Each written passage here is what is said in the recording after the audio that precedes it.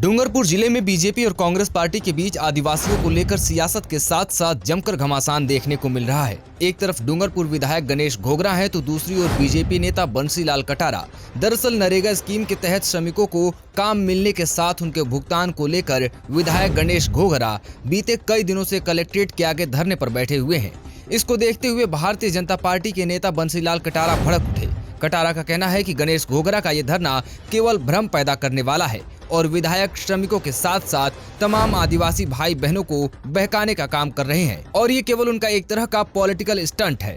आपकी ग्राम पंचायत में तो आपके प्रभाव से काम हो रहे हैं, बाकी ग्राम पंचायतों को आप उकसा रहे हैं, बाकी अपने नेताओं को लाकर प्रदर्शन कर रहे हैं।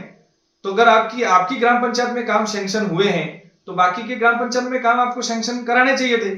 तो यह जो दुविधा की स्थिति है, जो भ्रम की स्थिति पैदा कर रहे हैं, यह खाली राजनीतिक स्थिति पैदा करती है। आपको बता दें कि कटारा इतने पर ही नहीं रुके। उन्होंने विधायक गणेश घोगरा के एक बयान को ऐसे पकड़ रखा जैसे चंदन से लिपटा हुआ कोई सांप हो। दरअसल घोगरा का एक बयान था जिसमें उन्होंने कांग्रेस पार्टी की तारीफ करते हुए आदिवासियों की हिस्ट्री संरक्षण करने के साथ साथ उनके हितों को लेकर कई कामों के बारे में जिक्र किया था, जिसको लेकर बंसीलाल कटारा भड़क उठे। आप समझिए, कांग्रेस पार्टी नहीं होती तो हम क्या आदिवासी खाना नहीं खाते? क्या हम बोलना नहीं सीखते? क्या हम लंगड़े पैदा होते?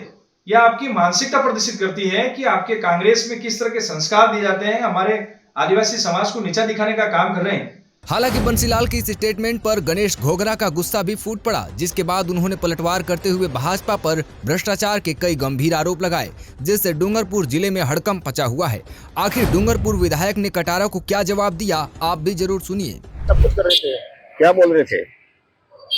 आज जो कौन सी स्कूल में पढ़े हो भाई? भाजपा के नेता किसने बनाई थी? तुम जिस स्कूल में पढ़ो किसने बनाई?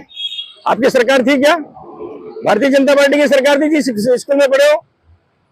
हॉस्पिटल में कितने घोटाले किए, कितने को फर्जी डिग्री दिलाई, कितने ने सुसाइड किया?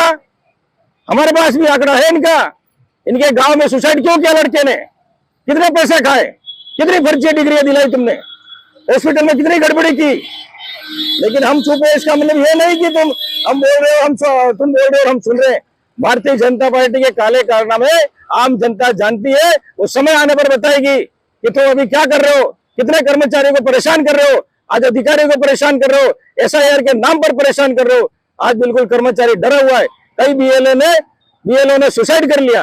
ऐसी जो आज बच्चे को पढ़ाई का भविष्य खराब हो रहा है और आप कह रहे हो कि हम काम करा रहे हैं। क्या काम करा रहे हो? ये लोग क्यों आए यहाँ पर? मुझे मजा आ रहा है क्या?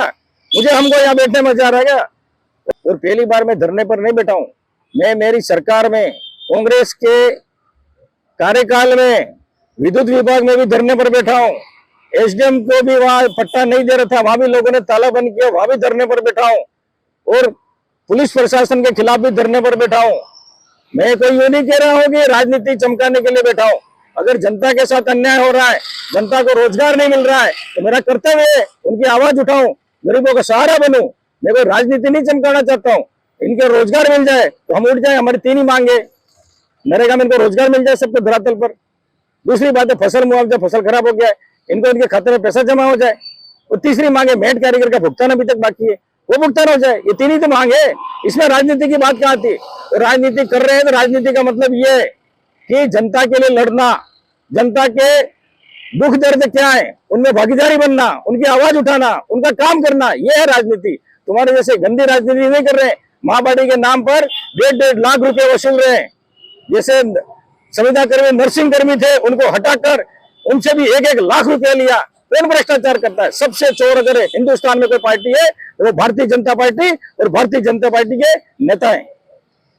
आप जैसे कह रहे हैं कि कांग्रेस ने आदिवासियों को अधिकार दिया है, ऐसा में जो भाजपा के नेता है वो कह रहे हैं तो क्या कांग्रेस नहीं होती तो क्या हम आदिवासी बोलना नहीं सीखते? क्या आदिवासी पहले से बोल रहे थे, बैठ रहे